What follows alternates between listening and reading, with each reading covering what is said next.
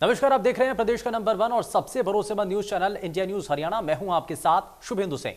हरियाणा के युवाओं को अब प्राइवेट नौकरियों में 75% आरक्षण नहीं मिलेगा। जी हां, आपने बिल्कुल सही सुना है। पंजाब हरियाणा हाईकोर्ट ने लोकल रिजर्वेशन कानून पर रोक लगा दी है। उद्योग जगत से जुड़ी याचिकाओं पर सुनवाई के दौरान कोर्ट ने यह फैसला सुनाया। उद्योग जगत का कहना है कि हरियाणा में काम करने वाले 70% लोग बाहर से आते हैं और सिर्फ 30% हरियाणा से हैं, जिससे उनके उद्योग प्रभावित होंगे। आपको बताएं कि नौकरियों में 75% आरक्षण का वादा जेजेपी ने अपने मैनिफेस्टो में किया था और बीजेपी से हाथ मिलाने और सत्ता में आने के बाद कानून को अमलीजामा पहनाया गया। नवंबर 2020 में विधानसभा में बिल पास हुआ तो फरवरी 2021 में राज्यपाल ने इसको मंजूरी दी। वहीं 15 जनवरी 2022 से कानून लागू हुआ। लेकिन अब जरा ग्राफिक्स के जरिए आप देखिए कि लोकल रिजर्वेशन कानून आखिर है क्या और इससे युवाओं को क्या फायदा मिलने जा रहा था, जिसका बड़ा दावा सरकार की तरफ से किया जा रहा है। और खास करके जननायक जनता पार्टी जब इसको अपने मैनिफेस्टो में शामिल करती है तो क्या चीजें हैं। 15 जनवरी 2022 से दरअसल ये कानून लागू होता है, लेकिन इसकी नींव जो है वो अपने मैनिफेस्टो के जरिए जननायक जनता पार्टी ने अब से चुनावों के समय से ही शुरू कर दी थी। 3 फरवरी 2022 को हाईकोर्ट ने दरअसल इस पर रोक लगा दी और अब बड़ा संकट युवाओं की नौकरियों को लेकर के बन चुका है, जो कि हरियाणा के अंदर युवाओं को 75% जो प्राइवेट नौकरियां हैं उसके अंदर आरक्षण देने का एक बड़ा कदम सरकार के द्वारा उठाया गया था।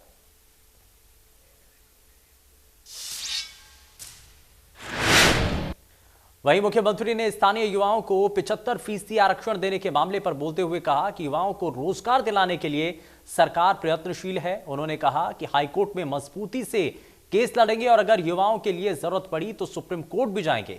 वहीं डिप्टी सीएम दुष्यंत चौटाला ने ट्वीट कर कहा कि युवाओं के रोजगार के अवसरों के लिए आगे भी लड़ते रहेंगे। आखिर हरियाणा के युवा के रोजगार के लिए हम लगातार प्रयत्नशील हैं। तो ये जो 75% का जो कानून यानी हाईकोर्ट ने जिसके ऊपर स्टे दिया है, अभी केस वहाँ चलेगा। हम मजबूती से उस केस को लड़ेंगे।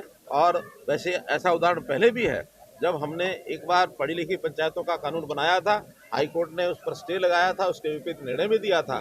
हम सुप्रीम कोर्ट में जाके और उसको अपहेल्ड करा के लाए थे और वो अपहोल्ड हुआ और बाद में वो लागू हुआ। इसी प्रकार मैं मानता हूं कि ये 75% वाला जो कानून है इसमें भी हाईकोर्ट की लड़ाई लड़ेंगे। आवश्यकता पड़ेगी तो फिर बाद में। शिक्षा मंत्री कृपाल गुर्जर ने हाईकोर्ट के फैसले पर बोलते हुए कहा कि हाईकोर्ट ने सिर्फ स्टे लगाई है, सरकार इस मुद्दे पर अपना पक्ष रखी। देखिए, हमने जो निर्णय लिया था वो प्रदेश के हित में, और हमारे से पहले भी कुछ प्रदेशों ने इस प्रकार के निर्णय लिए थे। वो सारा का सारा उसको देखते हमने निर्णय लिया। और स्टे का मतलब ये नहीं होता कि कोई खिलाफ फैसला दे दिया कोर्ट ने। कोर्ट ने केवल उसको देखने के लिए कहा। जिसने भी इसमें अपील की तो उसके तर्क भी मान्य कोर्ट सुनेगी और सरकार के भी सुनेगी। ये तो पहले बहुत से ऐसे हैं जो हमने निर्णय लिए जिन पे स्टे हुआ और उसके बाद कोर्ट ने हमारे पक्ष में निर्णय किया। वहीं कांग्रेस विधायक किरण चौधरी ने हाईकोर्ट के फैसले पर कहा कि सरकार कानून को ठीक ढंग से लागू नहीं कर पाई। सरकार का युवकों को 75% रोजगार देना जो है वो जुमला बनकर साबित हो गया है। आज कोर्ट ने जो है उसके ऊपर जो है रोक लगा दी है। और मैं केवल ये पूछना चाहती हूं कि सरकार ने ऐसा कानून क्यों बनाया जिस कानून के अंदर इतनी खामियां थी कि सरकार जो है उसकी पैरवाई सही तरीके से जो है कोर्ट के सामने नहीं कर पाई। तो ये स्पष्ट है कि इनका मकसद केवल बेरोजगार जो हमारे बच्चे जो घूम रहे हैं उनको गुमराह करने का मकसद इस सरकार का था, वो और आज साबित हो गया है। आज दुर्भाग्य की बात है कि हरियाणा के अंदर 30% जो है दर जो है वो बेरोजगारी की है। और हमारे जो नौजवान बच्चे हैं त्राही त्राही उनके घरों में मची हुई है, क्योंकि ना तो उनके इम्तिहान जो हैं सही तरीके से दिए जाते हैं, उनके पेपर्स जो हैं वो लीक होते हैं, बड़ी बड़ी अटैचियों के साथ जो है नौकरियां दी जाती हैं। और आज जो है ये 75% का जो वायदा इन्होंने करा था वो भी पूरी तरह से वायदा जो है जुमला बनकर। इस मामले को लेकर के अलग अलग बयानों के जरिए सरकार के ऊपर सवाल उठाए गए हैं, लेकिन ग्राफिक्स के जरिए जरा आपको दिखाते हैं क्या क्या कहा है, किसने क्या कहा, जरा वो भी आपको दिखाते हैं। दरअसल जरूरत पड़ी तो सुप्रीम कोर्ट जाएंगे, ये दरअसल मुख्यमंत्री मनोहर लाल की तरफ से कहा गया। उप मुख्यमंत्री दुष्यंत चौटाला की तरफ से कहा गया कि युवाओं के रोजगार के लिए लगातार लड़ाई लड़ते रहेंगे। कंवरपाल गुर्जर की तरफ से कहा गया सरकार अपना पक्ष रखेगी। वहीं भूपेंद्र सिंह हुड्डा की तरफ से कहा गया कि ध्यान भटकाने के लिए आरक्षण का ये जुमला था, सरकार कोर्ट में जुमले का बचाव नहीं कर पाई है, इसीलिए बड़ा सेटबैक यहां पर सरकार को इस मामले में हुआ है। वहीं कुमारी सैलजा की तरफ से कहा गया कि युवाओं को भड़काने के लिए सब कुछ किया गया। किरण चौधरी कहती हैं कि युवाओं को झूठे सपने दिखाए गए हैं। तो ये लगातार आपको ग्राफिक्स के जरिए हमने आपको दिखाया है कि अब जो नौकरियों में आरक्षण को लेकर के कोर्ट की तरफ से स्टेज पर लगाया गया है, तो ऐसे में सियासी बयानों के तीर जो चल रहे हैं, आप कहां पर क्या कहा जा रहा है, और कोर्ट की तरफ से जब इस पर स्टे लगा दिया गया तो यहां पर कंवरपाल गुर्जर जो कि ये कहते हैं कि इसमें किसी तरीके से सरकार को इसमें झटका नहीं कहा जा सकता है, लेकिन ये जरूर है कि एक बार इसको रिव्यू करने के लिए जरूर कहा गया है। इससे पहले एक बार ये ऐसी परिस्थिति बनी थी जब पढ़ी लिखी पंचायत का जिक्र करते हुए मुख्यमंत्री मनोहर लाल ने कहा कि पहले भी जब चुनौती मिली थी तो उसको हमने सुप्रीम कोर्ट में जाकर के अपहोल्ड करवाया था, और ऐसा ही कुछ इस बार के कानून के अंदर भी नजर आ सकता है। ये संभावनाएं उनके द्वारा जताई जा रही हैं, और इसी को लेकर के कहा जा रहा है कि आगे जो लड़ाई है वो लड़ी जाएगी। युवाओं के रोजगार को लेकर के जो संकट बना हुआ है उसको दूर करने के लिए बड़ा महत्वपूर्ण कदम है। जननायक जनता पार्टी ने इस आरक्षण के जरिए युवाओं को अपनी पार्टी की तरफ खींचने में बहुत हद तक सफलता उनको मिली थी, लेकिन अब यही मास्टर स्ट्रोक सरकार के लिए कुछ हद तक चुनौती बन चुका है, क्योंकि अब चैलेंज इसको कोर्ट के जरिए मिल चुका है। और जाहिर तौर पर इसमें कई ऐसे एसोसिएशन हैं औद्योगिक क्षेत्र से जुड़ी हुई, जिन्होंने इसको लेकर कोर्ट में जाकर के कोर्ट का दरवाजा खटखटाया। उन्होंने कहा है कि ये एक औद्योगिक क्षेत्र के ऊपर दबाव बनाने की कोशिश है, क्योंकि चयन करने की जो प्रक्रियाएं हैं ये उसमें दखल देता है। लेकिन वहीं दूसरी तरफ से दलील ये दी जा रही है कि साहब ये इसमें कहीं किसी कंपनी को बाउंड नहीं किया जा रहा है, बस इसमें आप युवा जो हैं, जो नागरिक हैं, हम उनके रोजगार को सुनिश्चित करना चाहते हैं। तो ये कैसे सुनिश्चित होगा और क्या वाकई में संवैधानिक ये है, और इन्हीं सभी चीजों को लेकर के अब कई तरीके के सवाल उठ रहे हैं। कहा तो ये भी जा रहा है विपक्षी खेमे की तरफ से कि अब ये भी एक तरीके का जुमला निकला है, क्योंकि इसमें सही तरीके से पैरवी नहीं की गई है। सरकार ने युवाओं की नौकरियों में आरक्षण को लेकर के सही तौर पर पक्ष नहीं रखा है, और इसीलिए इसको चैलेंज किया गया है। तो अब देखना यही है कि आगे इस पर क्या होता है, क्या आगे की लड़ाई सुप्रीम कोर्ट की, क्योंकि स्पष्ट कर दिया गया है मुख्यमंत्री मनोहर लाल की तरफ से भी कि इस लड़ाई को हम आगे भी अगर जरूरत पड़ी तो लड़ा जाएगा। सुप्रीम कोर्ट का अगर दरवाजा खटखटाना पड़ा तो वहां पर भी पहुंचा जाएगा, वहां पर जाकर के भी अपनी आवाज को बुलंद किया जाएगा। तो हाईकोर्ट के फैसले के बाद लगातार जिस तरीके से बयान अब सामने आ रहे हैं, अब सवाल ये उठ रहा है कि जब आप कोर्ट के द्वारा इस पर टिप्पणी की गई है, कोर्ट के द्वारा जब इस पर अपना स्पष्ट रुख रखा गया है, फिलहाल इस कानून को लेकर के स्टे लगाने की बात कर दी गई है, तो आखिर इस पर सवाल क्यों उठ रहे हैं? नौकरियों में आरक्षण पर जो रोक लगाई गई है, क्या उसके बाद अब सियासी बयान जो हैं वो क्या सामने आना सही है? नौकरियों में आरक्षण पर रोक के बाद अब आगे क्या होगा? क्या वापस से युवाओं के रोजगार को लेकर के जो संकट बना हुआ है उसको दूर करने के लिए जो मास्टर स्ट्रोक ये चला गया था सरकार के द्वारा, क्या ये अब कहीं ना कहीं ये काम नहीं करेगा? क्या होगा आगे, ये तो आने वाला समय स्पष्ट करेगा, साफ हो पाएगा आने वाले समय के अंदर। लेकिन नौकरियों के लिए जो युवाओं को अपने साथ जोड़ करके रखने की जो कोशिश थी, फिलहाल उसमें एक बड़ा झटका जरूर लगा है, और अब सवाल युवाओं के द्वारा भी यही उठाया जा रहा है कि आगे अब उनकी नौकरियों को लेकर के क्या कदम उठाया जाएगा। हालांकि कोर्ट के इस फैसले के बाद ये कह लीजिए कि कोर्ट ने फिलहाल जो स्टे लगाया है इस कानून को लेकर के, तो इससे बहुत हद तक चीजें जो हैं वो स्पष्ट होती हुई नजर आ रही हैं। आपको हमने ग्राफिक्स के जरिए भी दिखाया था कि कैसे कैसे इसकी शुरुआत होती है, क्योंकि जननायक जनता पार्टी अपने चुनाव के वक्त में ये मैनिफेस्टो के अंदर शामिल करती है, और उस वक्त भी ये कहा गया था कि इस आरक्षण के जरिए हरियाणा के जो युवा हैं, हरियाणा की जो यूथ जनरेशन है, जो नई युवा पीढ़ी है, उसको हम रोजगार के माध्यम के साथ जोड़ सकेंगे। और अब जब गठबंधन में सरकार बनी है तो इस पर कदम उठाए गए, इसको अमलीजामा पहनाया गया, इसको कानून का एक रूप दिया गया। लेकिन हालांकि कानून का जो रूप दिया गया 75% प्राइवेट नौकरियों के अंदर आरक्षण का जो बड़ा कदम उठाया गया, उसके बाद से इसको चैलेंज कर दिया गया। और चलिए जरा जल्दी से आगे बढ़ते हैं और कई सवाल हैं, जरा उन सवालों के जवाब तलाशने की कोशिश करते हैं। लेकिन सबसे पहले आज के खास मेहमानों से आपको मिलवा देते हैं। हमारे साथ जननायक जनता पार्टी से प्रवक्ता दीपकमल सारंग जी कार्यक्रम में जुड़ चुके हैं। दीपकमल जी, बहुत स्वागत है आपका। हमारे साथ इनेलो से प्रवक्ता संदीप गोयत कार्यक्रम में जुड़ चुके हैं। हमारे साथ कांग्रेस पार्टी से प्रवक्ता रमेश बामल कार्यक्रम में जुड़ चुके हैं। हमारे साथ लीगल एक्सपर्ट तुषार शर्मा कार्यक्रम में जुड़ चुके हैं और उद्योगपति दीपक मैनी हमारे साथ कार्यक्रम में जुड़ चुके हैं। दीपक जी, बहुत स्वागत है और सभी खास मेहमानों का बहुत स्वागत है। लेकिन दीपकमल सारंग जी, ये बार बार कहा जा रहा है कि ये बड़ा सेटबैक है, बड़ा झटका है आप, क्योंकि जिस मंशा के साथ आप आगे चल रहे थे, ये कहा जा रहा था कि नौकरियों में आरक्षण के जरिए हरियाणा के जो युवा हैं उनको आगे बढ़ाने की जो कोशिश है, फिलहाल उस पर कुछ हद तक ब्रेक लगता हुआ नजर आ रहा है। क्या कहेंगे इस पर? बिल्कुल ठीक। मुझे उम्मीद है कि ये कानून जो है उसकी परीक्षा को भी पास करके बहुत जल्द आएगा। और ये क्योंकि इतना ऐतिहासिक कानून है और इतना बड़ा बदलाव इससे आने वाला है, तो इसके लिए चुनौतियां पहले दिन से ही हैं। ऐसा नहीं है कि ये हमें इस चीज का पहले अंदाजा नहीं था या आभास नहीं था या कोई सेटबैक वाली अचानक हमारे लिए कोई बात हो।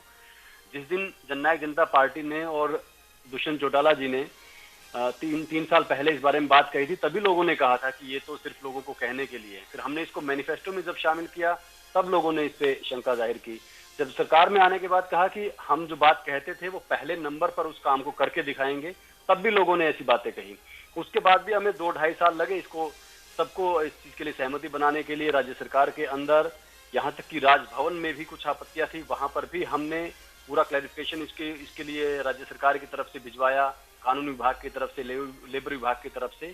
तो ये सारी चीजें, सारी परीक्षाएं पास करके अब ये लागू हुआ है। अब ठीक है कि कुछ लोगों को इसमें अगर कोई दुविधा लगती है, कोई शंकाएं लगती हैं, तो वो कोर्ट में चले गए। कोर्ट की एक प्रक्रिया है कि एक बार इस पर उन्होंने स्टे करके और इस पर सुनवाई के लिए कहा है कि हम इस पर सुनवाई करेंगे। वहां पर भी सारी शंकाएं दूर कर दी जाएंगी। कोई भी ऐसी दिक्कत नहीं है जो किसी उद्योगपति को हो और उसका प्रावधान या उसके लिए वैकल्पिक तरीका, उसके लिए क्या और रास्ता बन सकता है, वो इस कानून का हिस्सा ना हो। सब कुछ है इसके अंदर। बस ये है कि ठीक है, हर बड़े काम में, हर थोड़े अलग काम में थोड़ा वक्त लगता है। आपको लगता है क्योंकि उद्योग जगत से ही जुड़े हुए कई लोग हैं, कई ऐसी एसोसिएशन है जिन्होंने सवाल उठाए, आपको लगता है कि आप जो बात बताना चाह रहे थे, समझाना चाह रहे थे, उन तक शायद नहीं पहुंची और इसीलिए उन्होंने कोर्ट में जाकर के चैलेंज किया इस कानून को लेकर? नहीं, देखिए 100% तो किसी भी चीज पर हर लोग राजी नहीं होते। थोड़ी बहुत दिक्कत तो किसी ना किसी को हमेशा होगी ही, चाहे वो किसी अनजाने में हो, कोई बात की जानकारी ना होने की वजह से हो, या फिर सब कुछ जानते समझते हुए भी हो। ऐसा कभी नहीं होता कि किसी बात पर सभी लोग राजी हो जाएं या सभी लोग उससे खुश हो। तो जो लोगों को इससे कोई दिक्कत रही है वो कोर्ट के जरिए वहां से उनको उनकी शंकाएं दूर हो जाएंगी। अगर उनको राज्य सरकार के कानून में कोई कमी लगी है तो वो कोर्ट से उनको इस बात पर तसल्ली हो जाएगी कि हाँ अब ये कानून है। लेकिन देखिए, ये पूरा पक्का इरादा है डिप्टी सीएम दुष्यंत चौटाला जी का और हरियाणा सरकार का कि हरियाणा के जो रोजगार हैं उनमें हरियाणवी युवाओं को, यहाँ रहने वाले जो 5 साल से ज्यादा यहाँ रहता है, चाहे वो कहीं का भी उसका जन्म हो, लेकिन 5 साल से हरियाणा में रहता है, तो उसका कानून, उसका जो अधिकार है वो देना ही पड़ेगा। चाहे इसके लिए कोई और रास्ता अपनाना पड़े, कोई और तरीका हो, ये चीज तो होगी। ठीक है, उसके लिए आगे लड़ाई लड़ी जाएगी, ये स्पष्ट कर दिया गया है। लेकिन रमेश बामल जी, अब इसमें सरकार की जो मंशा है वो तो स्पष्ट है। सरकार की मंशा है कि हम युवाओं को रोजगार देना चाहते हैं, नौकरियां उनको उपलब्ध हो पाए। इसके लिए हमने अपने, क्योंकि जननायक जनता पार्टी के प्रवक्ता ये कह रहे हैं कि हमने अपने मैनिफेस्टो में भी इसका जिक्र किया था, पहले से मालूम था कि सवाल जरूर उठेंगे, लेकिन उन सवालों का जवाब हमें आगे भी देना होगा। चुनौतियां कई हैं लेकिन उनसे पार हमें पाएंगे। आपको लगता है कि इसमें मंशा में कुछ कमी है, क्योंकि इसमें विपक्षी खेमे की तरफ से सवाल ही उठ रहा है कि पैरवी यहां पर सही तरीके से नहीं की गई है? देखो ऐसा भाई जो कह रहे हैं वो उनका एक एंगल है जो सरकार की पैरवी करने का, हमारा है जो एक डिफरेंट एंगल है। हम उस एंगल से कह रहे हैं कि ये जो चीजें आप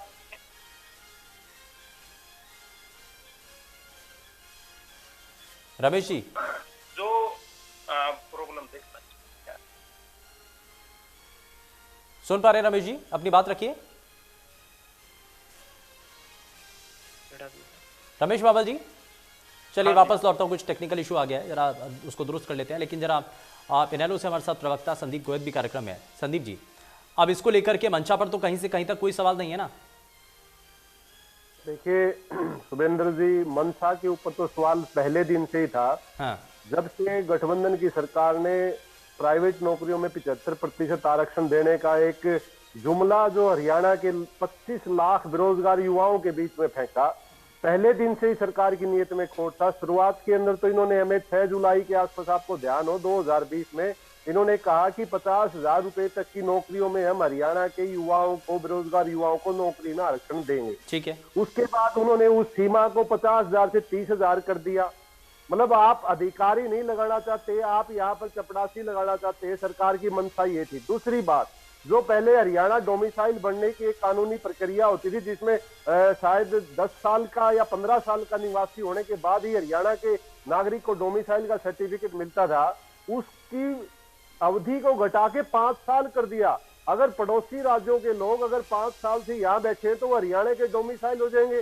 फिर तो वही लोग उन्हीं कंपनियों में, उन्हीं नौकरियों में, उन्हीं की आप रोल पे लाकर उनको डिक्लेयर कर दोगे, लो जी हमने तो हरियाणा के डोमिसाइल को नौकरी दे दी। जो हरियाणवी असली युवा, हरियाणवी बेरोजगार है, उसको नौकरी तो सरकार नहीं दे पाई।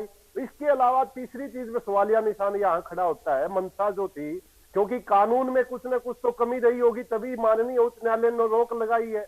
अगर कानून सही है तो सरकार की नीयत में कमी थी, तो इसको लागू करने में सरकार में खोट रहा, क्योंकि किस प्रकार वो इंडस्ट्रीज को अपने फेत में नहीं ले पाई, उनको भरोसे में नहीं ले पाई। तो एक सरकार का एक प्रकार से सुनियोजित षड्यंत्र था कि कैसे हरियाणा के लाखों बेरोजगार युवाओं को गुमराह किया जाए। जुमले फेक सरकार है। जिस प्रकार इन्होंने 2 करोड़ रोजगार देने की बात करी, 5100 रुपए बुढ़ापा पेंशन देने की बात करी, एमएसपी पर खरीद न होने पर मुकदमा दर्ज करने की वकालत की बात की, और बेरोजगार मुक्त रोजगार युक्त 2024 का नारा देकर प्रदेश के युवाओं को, बेरोजगार युवाओं के साथ, भावनाओं के साथ जो ठेस पहुंचाई है, लगभग 25। आप ये देखिए, डाटा निकालता हूं मैं आपको। नहीं, 2 चीजें हैं ना सर, 2 चीजें हैं सर इसमें। संदीप जी, इसमें 2 चीजें हैं। आप कह रहे हैं कि जुमला है, आप कह रहे हैं जुमला है, तो जुमला कैसे हुआ सर? एक बार ये तो बताइए कि क्या ये जो संभावनाएं सरकार की तरफ से जननायक जनता पार्टी जिसमें संभावनाएं देख रही थी युवाओं के रोजगार के लिए, क्या आपको लगता है कि वो पॉसिबल नहीं था? मैं आपको यही तो शुभेंद्र जी समझाने की कोशिश कर रहा हूं कि हाँ। जो डोमिसाइल का जो क्राइटेरिया था वो 15 साल का था, उसको घटा के 5 साल कर दिया आपने। और जो 50,000 रुपए की नौकरी का प्रावधान किया था वो आपने 30,000 कर दिया। 30,000 करने के बाद आपने इंडस्ट्रीज के ऊपर ही छोड़ दिया कि आपको अगर सूटेबल कैंडिडेट नहीं लगे तो आप अपनी मर्जी के लिए 1 साल तक के लिए और किसी और को भी रख सकते हैं, और उनको इस दायरे से बाहर रखा। फिर एक जो कंपनियां थी, नई कंपनी के ऊपर ये कानून लागू होगा। नई कंपनी तो जो 2020 का अध्यादेश आया था, नई कंपनी और नई इंडस्ट्री, उसकी परिभाषा जब वो 1000 दिन काम करेगी वो उसकी परिभाषा के अंदर आएगी। इसका मतलब 3 साल आगे की और इन कंपनियों में रोजगार नहीं मिलेगा। आप ये बताइए कि जननायक जनता पार्टी की 30,000 रुपए से कम लेने वाले आज पुरानी कंपनियों में कितने कर्मचारी हैं, ये डाटा पब्लिक डोमेन में श्वेत पत्र जारी करे, फिर ये कहे कि प्रदेश के अंदर 30,000 रुपए से कम कितनी नौकरियां प्राइवेट कंपनियों के अंदर है, तब हम माने कि सरकार की मंशा इतने हजार युवाओं को रोजगार देने की है। अदरवाइज एक जुमला है। जिस प्रकार से आपने देखा होगा 12 लाख आवेदक पिछले 2 से 8 साल तक HTSC और SSC के धूल चाट रहे हैं। पेपर लीक में प्रदेश नंबर 1 बन गया है। पेपर लीक के नाम से हरियाणा चलिए ठीक है सर, ठीक है, पेपर रद्द करने के मामले ठीक है। ठीक है सर, उद्योग जगत में भी कुछ चीजों को लेकर के बड़े सवाल उठाए गए थे। ठीक है सर, इसका जरा जवाब लूंगा मैं सर। ठीक है, उद्योगपति दीपक मैनी भी हमारे साथ लगातार कार्यक्रम में है। दीपक जी, बड़ा सवाल यह है कि उद्योगपति और कुछ ऐसी एसोसिएशन हैं, आप उनके द्वारा इसको लेकर के सवाल उठाया गया। उनके द्वारा ये कहा गया कि हमारे ऊपर तो ये काम थोपा जा रहा है, ये थोपने का काम नहीं चलेगा, क्योंकि जो चयन करने वाले जो लोग हैं उनके ऊपर प्रेशर रहेगा सरकार का या इस कानून का, कह लीजिए कि हमें इतने % लोगों को तो अब हरियाणवी लोगों को शामिल करना पड़ेगा या 75% लोगों को हमें शामिल करना पड़ेगा। तो ये प्रेशर था क्या? कारण क्या है असल मायने में? नहीं, प्रेशर वाला तो कोई ऐसा वो नहीं है। मेन दिक्कत जो है वो सबसे बड़ी दिक्कत यह है कि प्राइवेट नौकरी में आरक्षण होना ही नहीं चाहिए, क्योंकि प्राइवेट कंपनियां अपने क्राइटेरिया के हिसाब से व्यक्ति को नियुक्त करती हैं। उसमें जब आरक्षण होगा प्राइवेट में तो वो बाउंड हो जाएंगे हर काम के लिए। अब प्राइवेट में किसी को मान लो 30,000 रुपए की जॉब के लिए बंदा रखना है, तो वो ये कैसे डिसाइड करेगा कि वो बंदा जब इंटरव्यू लेगा उसके बाद ही डिसाइड करेगा। अब उसको आदमी आज चाहिए, अगर उसको 1 महीने तक आदमी नहीं मिलता तो उसका काम जब तक तो बंद हो जाएगा। अब गारमेंट्स वालों के पास तो सीजनल काम आते हैं। अब वो लोग कैसे डिसाइड करेंगे कि हमें इतने दिन तक वेट करनी पड़ेगी किसी आदमी को नियुक्त करने के लिए? वो तो उनको जो आदमी मिलता है उसी को रख लेते हैं नौकरी पे। उसमें आरक्षण का तो ये योग्यता के आधार पर होना चाहिए। आरक्षण के आधार पर ये सिस्टम नहीं होना चाहिए बिल्कुल भी। ठीक है, यानी कि इसमें मेन पॉइंट ये है कि आपको योग्यता के आधार पर यहाँ पर आप नौकरी देने का यहाँ पर संकल्प होना चाहिए। ठीक है, इस बीच हमारे साथ भारतीय जनता पार्टी से प्रवक्ता प्रोफेसर विदु रावल भी कार्यक्रम में जुड़ चुके हैं। विदु जी, बहुत स्वागत है। मैं जरा जल्दी से एक रिएक्शन आपसे लेना चाह रहा हूँ, ये समझना चाह रहा हूँ क्योंकि उद्योगपति यहाँ पर भी हैं और तमाम जो पैनलिस्ट हैं उनके द्वारा सवाल उठाया गया। सवाल ये है कि आखिर नौकरियों में आरक्षण के जरिए एक प्रेशर क्रिएट किया गया या फिर ये कह लीजिए कि आप इससे कहीं ना कहीं जो उद्योगपति हैं उनको जो चयन प्रक्रिया है उसमें कुछ हद तक चुनौतियां उनके सामने रहेंगी। अब इससे सवाल यह है कि इस चुनौती के जरिए क्या आप बैकफुट पर आ चुके हैं या आगे लंबी लड़ाई लड़ने की तैयारी भी है? देखिए, बैकफुट पर आने का तो सवाल ही नहीं खड़ा होता। हाँ। कुछ लोग कोर्ट में गए हैं और मैं जब जुड़ा इस डिबेट में तब इंडियन नेशनल लोकदल के प्रवक्ता वकील साहब बोल रहे थे, पीछे बहुत सारी वकालत की किताबें उनके पीछे हैं। तो he must be a student of law to know कि ये एक प्रोसीजरल चीज हुई है। जब दो लोग कोर्ट में जाते हैं, एक व्यक्ति कोई कोर्ट में जाता है, शिकायत लेकर जाता है, तो कोर्ट जो है, कोर्ट की एक प्रोसीडिंग है कि वो उस जो मामला चल रहा है उस पर स्टे लगाते हुए उसको तुरंत जो है, ताकि दूसरे व्यक्ति की ग्रीवेंस ना बढ़े, इसलिए जो है स्टे लगाते हैं। हम अपना पक्ष रखेंगे और निश्चित तौर पर ये जब हमारा पक्ष आएगा तो उसके बाद जो है निश्चित तौर पर ये मैं मुस्कुराहट भी देख पा रहा हूं, बल्कि मुझे टिप्पणी करनी नहीं चाहिए व्यक्तिगत, लेकिन जो लोग खुश हो रहे हैं आज, अगर कुछ डिले हो पा रहा है, ये आज नहीं तो कल ये होने वाला है। कोर्ट ने एक बार नहीं, दो बार नहीं, बार बार ये जो नेक्सस है हरियाणा के युवाओं के खिलाफ, जो विपक्ष का, इंडियन नेशनल लोकदल का और कांग्रेस का जो नेक्सस काम कर रहा है, हरियाणा के युवाओं को बेरोजगार रखने का जो एक काम कर रहे हैं ये लोग, उसके लिए कभी कहीं वकील खड़ा कर देते हैं। एक के बाद एक कोर्ट में इनको मुंह की खानी पड़ी है। 2014 से लेकर इन्होंने हर नियुक्ति के ऊपर जो है कोर्ट में गए, कोर्ट ने हर नियुक्ति पर स्टे दिया, लेकिन अंत तो गत्वा इनको मुंह की खानी पड़ी। कोर्ट ने स्केडिंग रिमार्क्स दिए इनके ऊपर और एक जगह तो यहां तक कहा कि क्रिमिनल प्रोसीडिंग्स लगाएगी कोर्ट, ये जानते हुए कि इनका इंटेंट क्या है। इनका इंटेंट है कि हरियाणा के युवाओं को नौकरी ना मिले। ये तो सरकारी नौकरियों की बात कर रहा हूं। आज जब हरियाणा के युवाओं की 75% हम आरक्षण की बात कर रहे हैं और हमारे पड़ोस के अंदर, पंजाब के अंदर जो सरकार है, हमारी सरकार नहीं है, हमारी धुर विरोधी, हमारी प्रतिद्वंदी कांग्रेस की सरकार है, वो जब अपना घोषणा पत्र जारी करती है और उनके अभी निवर्तमान जो मुख्यमंत्री हैं वो खुले तौर पर मंचों पर कह रहे हैं कि हरियाणा ने तो 75% तक लागू किया है, हम इसको 100% तक लागू करेंगे। हाँ। एक नहीं, दो नहीं, 6 सरकारें मैं आपको ऐसी गिनवा सकता हूं जिन्होंने डिट्टो हरियाणा का जो मसौदा है, हरियाणा का जो बिल है, उसको अपनी जगह लागू किया है। हाँ। झारखंड की सरकार जो है उसकी बात कर लेते हैं हम लोग। किस प्रकार से आंध्र प्रदेश की सरकार जो है, उन्होंने जो है वो 2019 में हम जैसा एक कानून बनाया था, झारखंड ने तो हुबहू हमारी नकल करते हुए हमारा बनाया है। मध्य प्रदेश की सरकार हो, चाहे हेमंत सोरेन की झारखंड की सरकार हो, और इससे बहुत पहले से अच्छा, वहां पर चैलेंज हुआ क्या सर? जहां जितनी सरकारें आपने, जितनी राज्यों के अंदर सरकारों का आपने जिक्र किया है, वहां पर क्या चैलेंज हुआ इस कानून को लेकर के? तो इसका मतलब ये मान लें कि वहां पर इस प्रकार का कोई घटिया, उनके प्रदेश के युवाओं का हित सोचने वाला कोई नेक्सस नहीं है। जो मिली भगत कर एक वकीलों की एक चौकड़ी बना दी जिन लोगों ने, और जो जाकर बेफजूल फर्जी केस डालते हैं, जिन पर मैं नहीं, 1-2 बार तो हरियाणा, पंजाब और हरियाणा हाई कोर्ट और एक बार तो माननीय सुप्रीम कोर्ट ने रिमार्क दिया है कि ये एक नेक्सस है। इस नेक्सस का, और ये किस प्रकार से आज हम सोशल मीडिया में देख सकते हैं। ठीक है सर, ठीक है, जरा जल्दी से एक रिएक्शन मैं संदीप जी से ले लेता हूं कि नेक्सस है और इस नेक्सस के पीछे कौन लोग हैं। हाँ, संदीप जी मुझे पूरा करने दीजिए। मेरा अंतिम वाक्य मुझे पूरा बड़ा ताज्जुब होता है कि टीवी के ऊपर वाहियात जो प्रदेश के लोगों को। अच्छा विदु जी आपने बात तो रख ली है ना, एक बार जरा जवाब ले लेते हैं, उसके बाद मैं वापस लौटता हूँ। मेरा एक लाइन पूरी कर दीजिए। अच्छा ठीक है, संदीप जी एक मिनट, जरा पहले बात पूरी। संदीप जी एक मिनट, जरा एक बार एक पॉइंट और ले लेते हैं, उसके बाद वापस से आप रिएक्ट कीजिएगा। संदीप जी एक मिनट जरा वापस लौटता हूँ। संदीप जी एक मिनट जरा। विदु हाँ जी, शिवेंदु जी मैं ये बताना चाहता हूँ, आज सोशल मीडिया से लेकर या मेन स्ट्रीम मीडिया पर जिस प्रकार से ये जश्न मना रहे हैं, तो क्यों ना माना जाए कि हरियाणा के युवाओं के साथ जो ये एक ये छल करते रहे हैं, ये एक प्रीतम चेहरा है। इनके हरियाणा का युवा इनको देख रहा है, इस डिबेट के माध्यम से भी देख रहा है किस प्रकार उनको कुछ अच्छा मिलने वाला था, उनके सौभाग्य पर इन लोगों का किस प्रकार से टकराव रहा है और यहाँ पर किस प्रकार से हंसी देख रहे हैं इन लोगों की। हाँ। इस कहीं ना कहीं जो हरियाणा का युवा जरूर देख रहा होगा, नोट कर अच्छा रहा ठीक होगा है, इनके। ठीक है, अब जरा जवाब ले लेते हैं। संदीप जी जरा जल्दी से जवाब, उसके बाद मैं जरा तुषार शर्मा जी आपके पास आता हूँ। हाँ। शुभेंद्र जी, ये देखिए किस प्रकार की एक प्रकार से शब्दावली जो विदु रावल जी जो अपने आगे प्रोफेसर लिखते हैं, मुझे नहीं लगता है कि उसके डिजर्व करते हो इस शब्द के, क्योंकि इन्होंने वाहियात मुझे ताज्जुब होता है कि ऐसे लोग भारतीय जनता पार्टी से संबंधित है जो हरियाणा में वाहियात बोलते हैं और वकीलों के समूह के चौकड़ी का नाम देते हैं। इनका शायद ज्ञान बड़ा है। अच्छा ठीक है विदु जी आपने पॉइंट रखा है ना, जरा एक बार सुन लेते हैं, उसके बाद काउंटर कीजिएगा। विदु रावल जी एक मिनट, एक एक करके सर, इस तरीके से नहीं, एक एक करके बात रखिए।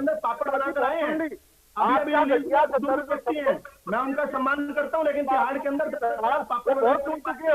अच्छा विदु रावल साहब एक मिनट जरा सुनिए तो सही ना, एक बार आपने जो सवाल किया आपने अपनी तरफ से जवाब दे दिया ना, अब जरा आपने जो पॉइंट रखा था जरा उसकी तरफ से वहां सामने से जो क्या कहा जा रहा है एक बार सुन तो लीजिए, उसके बाद आप काउंटर कीजिएगा। ये मेरी डिग्रीज को कैसे चैलेंज कर सकते हैं? हाँ। नहीं पर्सनल कमेंट बिल्कुल भी नहीं सर, ठीक है। वही आपका नाम देते हैं और ये किस प्रकार से वकीलों की टीम ये जो पार्टी के प्रवक्ता यहाँ पर बैठे हैं नहीं एक मिनट विदु रावल जी, ठीक है ना सर, ठीक है, पर्सनल कमेंट बिल्कुल भी नहीं होगा इसमें बिल्कुल साफ है, बिल्कुल साफ है, लेकिन सर एक एक करके बात रखेंगे। एक मिनट जरा, मैंने आपको भी मौका दे दिया सर, विदु रावल जी आपको पूरा मौका दिया है, लेकिन अब जरा सामने सुनिए तो सही। संदीप गोयल जी बात रखिए, संदीप गोयल जी बात रखिए, ठीक है विदु जी। शुभेंद्र जी को शायद ज्ञान नहीं है इस बात का कि आज माननीय उच्च न्यायालय ने ना केवल रोक लगाई है बल्कि इस केस को एडमिट करके रख दिया है। एडमिट करने का मतलब करना क्या गलत हो गया? आप नहीं जानते एक दिन में कितने प्रोफेसर साहब आप नहीं जानते, आप चुप रहिए। अरे भाई चुप रहिए, अब बीच में नहीं सर एक एक करके प्लीज इस तरीके से नहीं। विदु जी जरा सुनिए ना, एक बार सुन तो लीजिए। इतने मैनर्स नहीं है। दीप कंवल जी आता हूं एक मिनट। आपने मैनर्स नहीं है।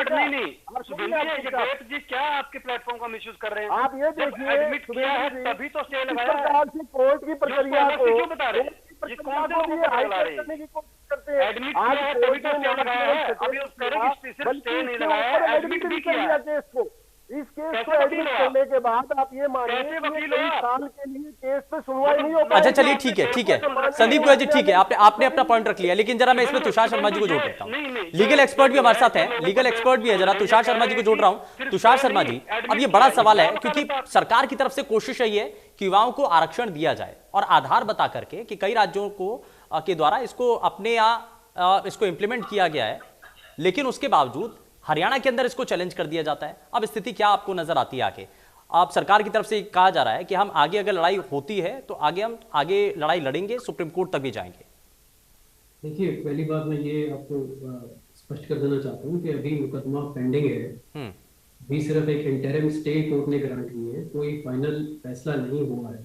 ये इंटरिम स्टे का मतलब ये नहीं है कि मुकदमा हमारे हक में होगा या हमारे हक में नहीं होगा।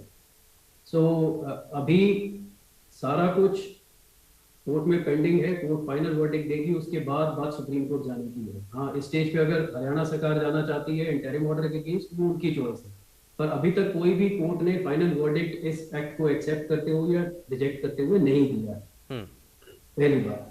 दूसरी बात ये रही कि हमने इस जो एक्ट को चैलेंज किया है, हमने कॉन्स्टिट्यूशनल प्रिंसिपल्स पे इसको चैलेंज किया।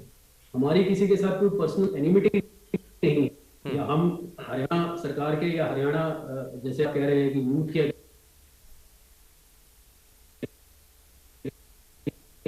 ये कॉन्स्टिट्यूशनल जो फंडामेंटल्स हैं जिसके ऊपर सारा ये टिका हुआ है, उसको आप वायलेट कर रहे हैं।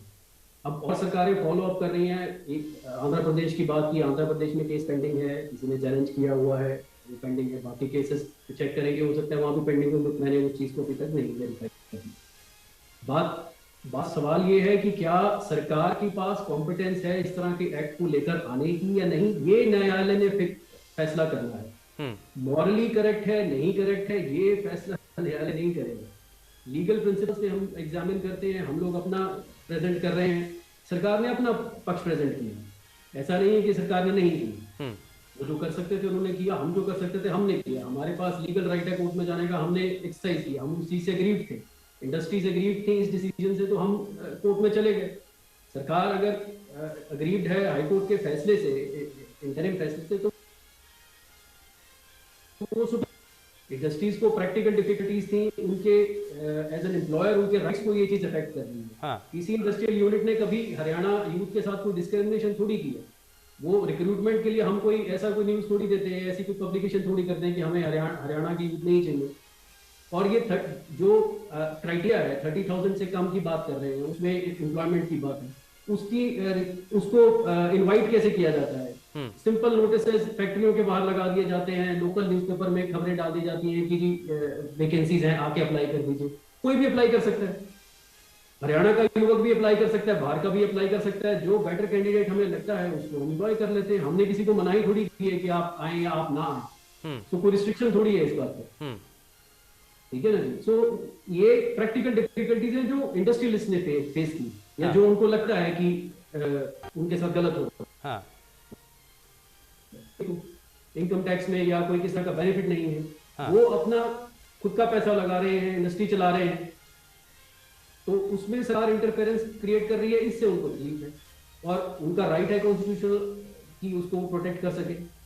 आर्टिकल 16 की हम बात करते हैं, आर्टिकल 16 प्रोहिबिट करता है कि सरकार रिजर्वेशन नहीं कर सकती किसी ग्राउंड पे, रेजिडेंस के ग्राउंड पे, एम्प्लॉयमेंट में। तो सरकार जब खुद रिजर्वेशन अपने एम्प्लॉयमेंट के लिए नहीं कर सकती, तो वो किसी को कैसे फोर्स कर सकती है कि आप रिजर्वेशन करके इनको ही एम्प्लॉय करें, या एक कैटेगरी को आप एम्प्लॉय कर सकते हो। हाँ।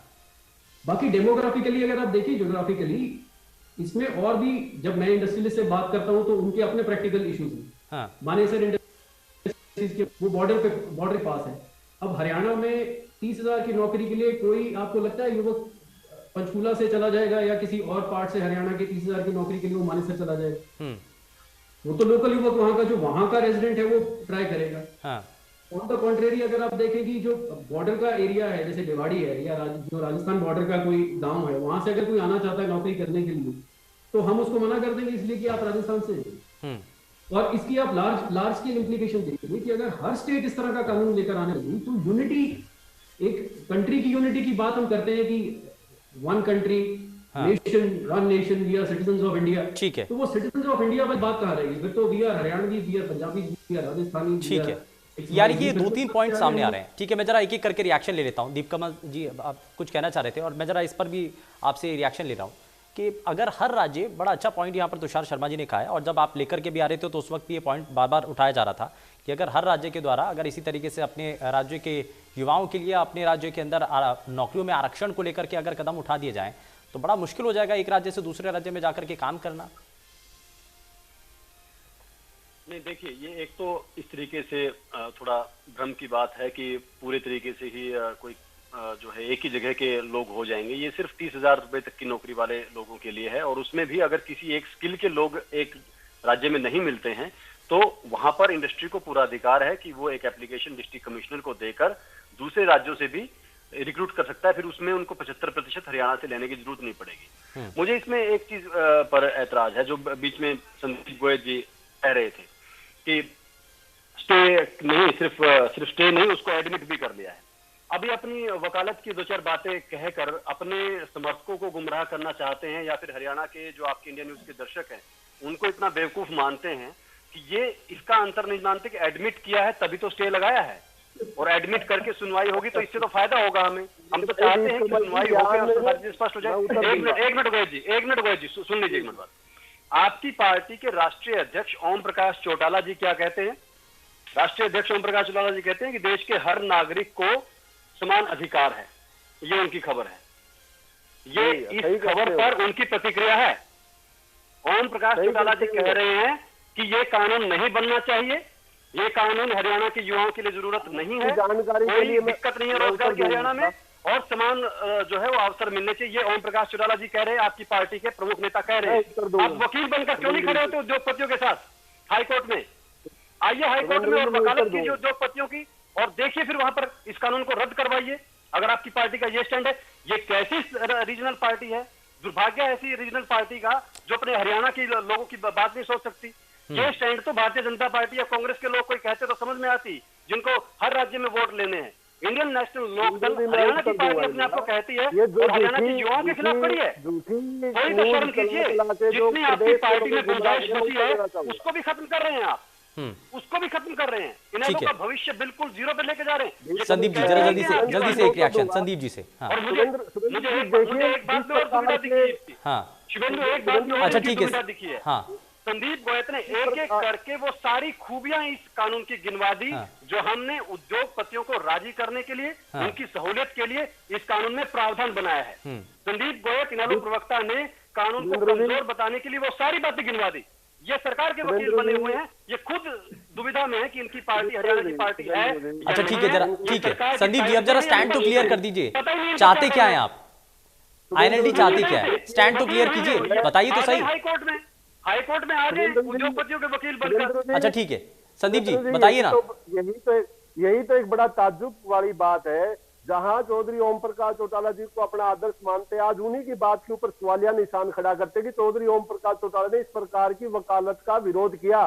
शायद ज्ञान कमजोर है। अरे भाई पक्ष में खड़े हैं, गलत तरीका है ये। जो बात कही उस पर मैंने कमेंट किया कि हरियाणा के युवाओं के पक्ष में हम खड़े हैं, आपकी पार्टी नहीं खड़ी। अच्छा ठीक है सर दीप कमल जी, अच्छा ठीक है जवाब ले लेते हैं। संदीप जी बात रखिए। सुरेंद्र जी मैं जवाब तो दे दीजिएगा, मेरे को समय दीजिए, मैं जवाब दे पाऊँ इन दो प्रवक्ताओं का सरकार का।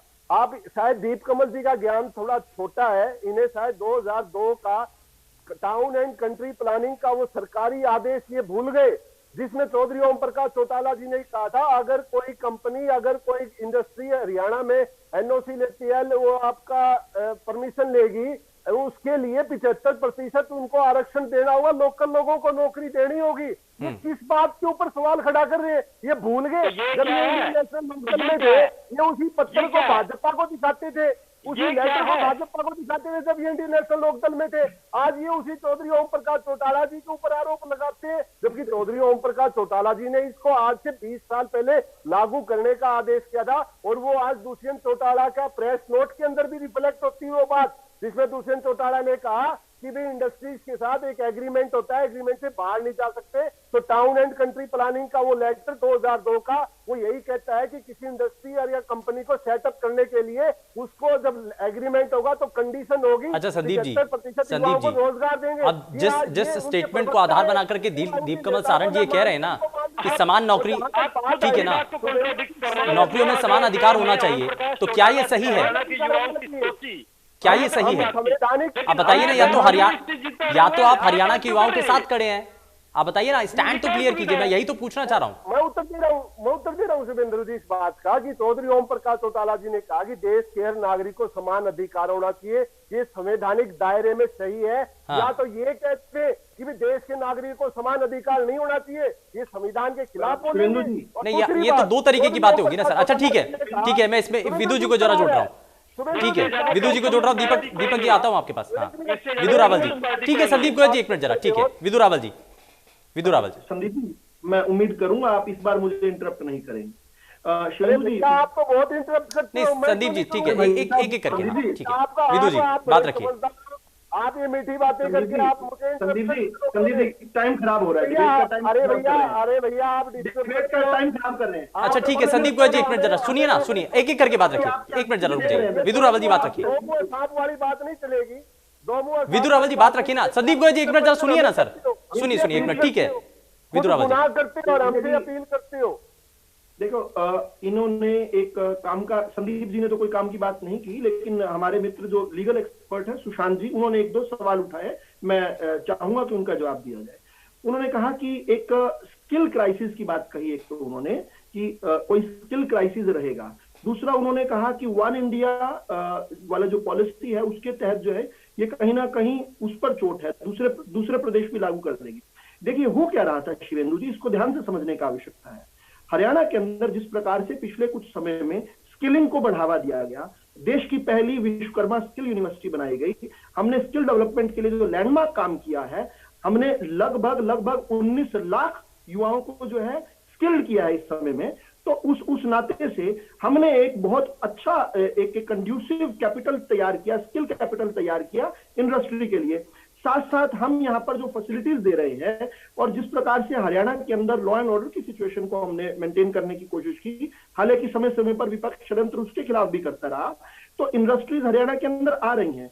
अभी इनका कहना है कि दूसरे प्रदेशों को अंदर वो भी ऐसा लॉ करेंगे, तो उन्हें करना चाहिए। देखिए, समझने की बात है कि 30,000 की नौकरी के लिए अगर कोई राजस्थान के दूर झुंझुनू से यहाँ पर आकर नौकरी कर रहा है तो वो बचा क्या रहा है? उनको अपनी सरकारों को मजबूर करना पड़ेगा। हरियाणा का ये ऐतिहासिक कानून है। ये ऐतिहासिक कानून इसलिए है कि ये और जो निकम्मी सरकारें, विपक्ष की निकम्मी सरकारें हैं, उनको मजबूर करेगा कि वो भी इस प्रकार की वहां पर स्किलिंग फैसिलिटीज लाएं और इस प्रकार से कंड्यूसिव एनवायरनमेंट पैदा करें जहां पर इंडस्ट्रीज लगे, ताकि उनके युवाओं को वहां पर अकोमोडेट किया जाए। लेकिन होना क्या है, क्योंकि संदीप जी भाई साहब यहाँ पर हैं, जब इन्होंने एक बड़ा अच्छा उदाहरण दिया कि किस प्रकार इस प्रकार का एक टाउन एंड कंट्री प्लानिंग में लगभग इसी मसौदे का लागू कर चुके हैं, तो फिर तो विरोध का कोई कारण ही नहीं होना चाहिए। दूसरा, वकालत की बड़ी बड़ी किताबें पीछे रखने के बाद ये ऐसा भी बता रहे हैं, एक बार अब आपका समय होगा, अब आपका समय होगा। अच्छा ठीक है संदीप जी, ठीक है संदीप गोयल जी सुनिए ना, एक मिनट बात पूरी हो जाने दीजिए, उसके बाद काउंटर कीजिएगा। और आपने जो अभी अपने पीछे वकालत की किताबें जो आपके रखी हैं, उनका जो आपने अपमान किया ये बताकर, नहीं ठीक है सर, ठीक है, नहीं किया गया, एडमिट भी कर लिया गया।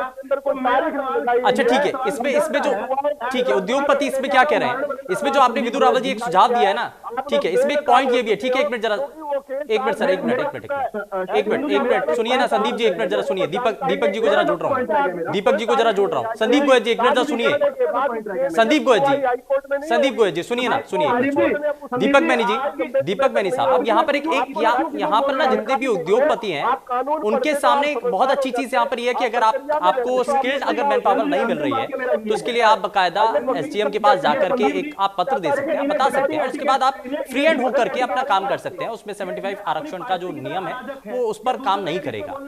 अगर कहीं आपको लगता है कि संकट बन जाएगा, आपके पास स्किल्ड मैन पावर नहीं मिल रही है, तो उसके लिए भी आपके पास रास्ता है, यानी कि सभी तरीके से विकल्प तो खोले गए ना आपके लिए। संदीप गोयल जी एक मिनट संदीप गोयल जी सुनिए ना, विदुर रावल जी एक मिनट जरा सुनिए। धूल चढ़ाई गई है इसी कारण से ये आचरण देख रही है जनता आपका।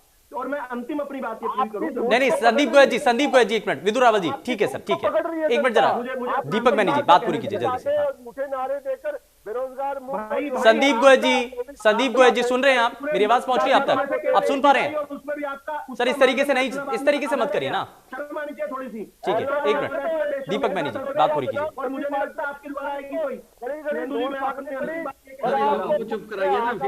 विदुर रावल जी प्लीज एक मिनट जरा सुनिए ना, आपने भी बात रख लिया। संदीप गोयल जी प्लीज इस तरीके से नहीं सर, इस तरीके से नहीं। मैं अपनी बात जल्दी एक मिनट जरा विदुर रावल जी, ठीक है आपने बात रखी है, एक बार जरा और भी पैनलिस्ट जरा एक बार उनको भी सुन लेते हैं। दीपक मैनी जी आपने जो पॉइंट रखा उसी को आगे बढ़ा करके पूछ रहा हूँ। दीपक मैनी साहब अब जरा जल्दी से एक रिएक्शन, समय थोड़ा सा कम है। अब जरा सवाल यहाँ पर यह कि विकल्प तो आपके सामने खोले गए ना, इसमें आपत्ति किस बात को लेकर के है? जो एसोसिएशन है, जो आप इससे पहले भी कह रहे थे कि साहब हमारे लिए तो बड़ी मुश्किल हो जाएंगी। पूरे देश के लिए एक फ्यूचर मॉडल हमने प्रस्तुत किया है और मुझे लगता है इसका स्वागत होगा। हर युवा चाहता है कि उसको उसके घर के पास नौकरी मिले। विदुर रावल जी आपसे सवाल नहीं है, दीपक मैनी जी से सवाल है सर, एक मिनट जरा दीपक मैनी जी जवाब दीजिए। इंडस्ट्री की तरफ से सबसे बड़ी बात जो ये है कि इंडस्ट्री ये चाहती है, जैसे पूरे देश में एक जीएसटी कानून लागू हुआ है, वैसे ही इंडस्ट्री के ऊपर एक लेबर लॉ भी कानून ऐसा लागू किया जाए जो सबके लिए बराबर हो। इसमें सेपरेट स्टेट्स में सेपरेट कानून नहीं होने चाहिए। और दूसरी बात यह कि आज मान लो कि गुड़गांव में स्किल डेवलपमेंट की बात हो रही है, हम मानते हैं कि सरकार इसके ऊपर बहुत काम कर रही है और अब वर्कर मिल भी रहे हैं, स्किल्ड वर्कर मिल भी रहे हैं। इसके लिए जो मेन चीज है, आज मान लो गारमेंट्स वालों को कढ़ाई वाले आदमी चाहिए, गुड़गांव में मान लो 20,000 कढ़ाई के आदमी चाहिए। अब कढ़ाई करने वाले 20,000 आदमी तो पूरे हरियाणा में नहीं इमीडिएट मिलेंगे, कहाँ से लाएंगे वो? जब तक तो उनके ऑर्डर कैंसिल हो जाएंगे, तो उसके लिए कौन जिम्मेदार होगा? नहीं होंगे। इस तरह की एप्लीकेशन देनी है, सिर्फ एप्लीकेशन सर उस मैटर में भी कम से कम 1 महीना निकल जाएगा। पहले अप्लाई करना पड़ेगा, उसके बाद हमारे पास 2 बार अप्लाई करना पड़ेगा, रिप्लाई आएगा, उसके बाद ही काम होगा ना। ऐसा तो है नहीं कि एक बार अप्लाई किया। सर एक मिनट बात सुनिए, अगर मान लो मैंने अप्लाई किया ऑनलाइन कि मेरे को 100 वर्कर चाहिए, अगर 100 वर्कर अवेलेबल नहीं है, क्या इमीडिएट मैं डीसी साहब के पास जाके वो एप्लीकेशन देके अप्रूवल ले सकता हूँ? ले सकते हैं आप निसंदेह ले सकते हैं। नहीं सर, नहीं ले सकते। ये आप लीगल आदमी आपके पास बैठे हैं, आप इनसे पता करिए। आप नहीं ले सकते। सवाल पूछा है आपने, उत्तर तो ले लीजिए, मुझे उत्तर तो देने दीजिए। आपने सवाल पूछा है। देखिए, Haryana ease of doing business की बात जहां तक है, उसमें पूरे देश के अंदर दूसरा स्थान हरियाणा को मिला है गुजरात के बाद। तो मैं ये बताना चाहता हूं, इंडस्ट्री फ्रेंडली हमारी सरकार है। हमने ये इसके प्रोविजन दिए हैं, जिस प्रकार दीप कमल जी ने भी बड़े विस्तार से बताया कि हम जो है, हम किसी भी प्रकार से इंडस्ट्री को नुकसान नहीं झेलने देंगे। लेकिन समय तो इसमें लगेगा ना सर, टाइम टेकिंग है ये। ठीक है, माफी के साथ रुक रहा हूं, समय थोड़ा सा कम है। ये चर्चा वैसे तो अनंत रहेगी क्योंकि इसमें बहुत सारे एस्पेक्ट भी हैं। खैर, बहुत शुक्रिया सभी खास मेहमानों का कार्यक्रम में शामिल होने के लिए, अपना कीमती समय देने के लिए। लेकिन बड़ा चैलेंज यहाँ पर सरकार के सामने है और इस लड़ाई को कैसे लड़ा जाएगा, क्या वाकई में सफलता इसमें सरकार को मिलेगी, क्योंकि बात यहाँ पर युवाओं की नौकरी को लेकर है। पेशकश में फिलहाल के लिए बस उतना ही। नमस्कार।